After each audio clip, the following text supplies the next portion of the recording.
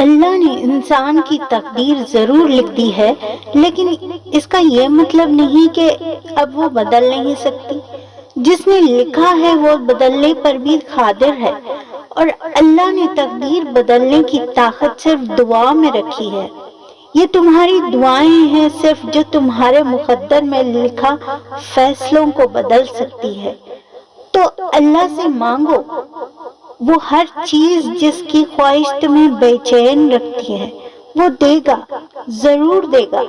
جب اللہ نے انسان کو خود بتا دیا ہے کہ دعا تقدیر سے بدل سکتی ہے اور تمہیں دعا کا اختیار بھی دے دیا ہے، تو پھر کیوں گھبراتے ہو؟